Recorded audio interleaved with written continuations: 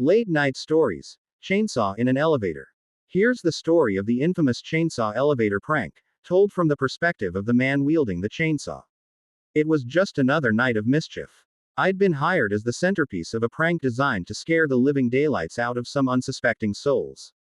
The setup was simple but effective. A decrepit, dimly lit elevator, strategically rigged to stop between floors. My job: to emerge from a hidden trapdoor below the elevator floor, revving a chainsaw and looking as menacing as possible. I knew it had to be convincing. So, I dressed the part. Tattered overalls, boots caked in mud, a grimy shirt stained with what looked like blood, and a mask that would haunt anyone's dreams. The chainsaw was, of course, real but modified. No chain, just the roar of the engine to make it seem terrifyingly functional.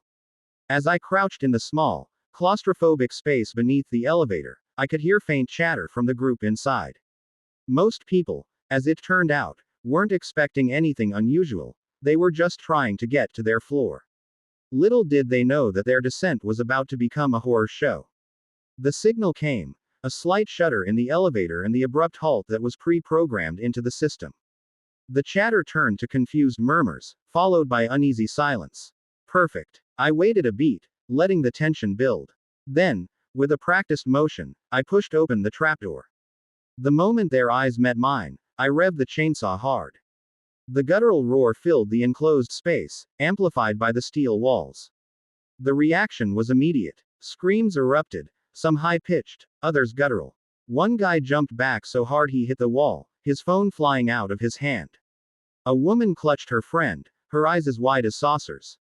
Someone else, I think, might have been crying. I climbed halfway into the elevator, chainsaw sputtering and growling, waving it in controlled, chaotic arcs. My heart pounded. Not from fear, but adrenaline. I knew the terror they were experiencing was real, but I also knew the team was monitoring everything.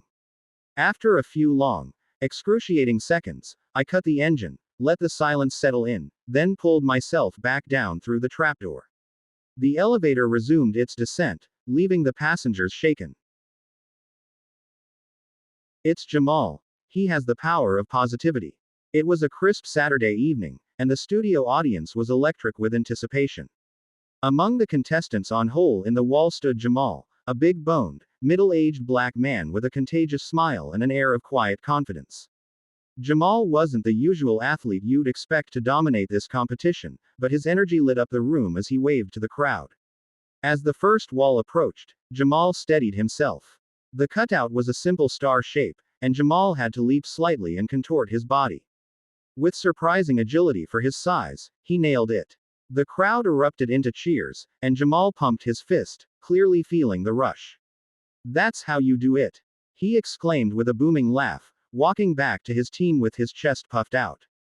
But then came the second wall. It was shaped like a pretzel. Twists, turns, and bends that seemed impossible for someone with Jermal's frame. His confidence faltered. He squinted at the wall as it crept closer and muttered, "I can't do this. Nope. That's a wrap." He made a half-hearted attempt to twist into the shape but ended up plunging into the water with a splash that soaked the front row. The crowd laughed, and so did Jermal, climbing out of the pool with his hands raised like a champion. Despite his failure, Jermal advanced to the next round. His time on the first wall had been the fastest, and, as fate would have it, everyone else stumbled during round 2. By some miracle, Jermal was now in the finals. This time, the game changed. The grand finale was an elaborate obstacle course, a grueling gauntlet of walls, ropes, foam pits, and balance beams. The kicker: no time limit. The buzzer sounded, and Jermal began his run. His pace was deliberate, his focus intense. He made it through the first segment with ease, crawling under hurdles and sidestepping swinging foam blocks. But as the course wore on, his movements grew slower. At the 20-minute mark, he struggled up a slippery incline, his breath heavy. By the 35-minute mark, the crowd was losing faith. Chatter filled the studio. "He should just quit," someone murmured. But Jermal overheard, wiped the sweat from his brow, and yelled back, "Quit. I can't quit. I need this prize money." His determination reignited the crowd, and they began cheering him on again. "You got this, Jermal." He pushed forward, climbing, crawling, and sliding.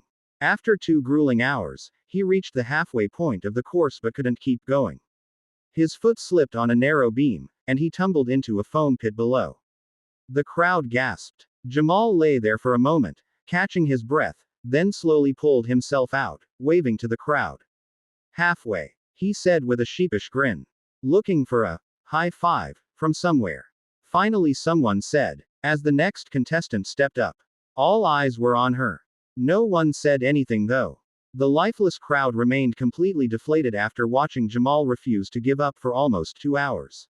The next contestant starts to run the course. She seems really excited to finally get started on her run. At the same time, theme music cues and commercial breaks get signaled. We are gonna have to wait even longer now.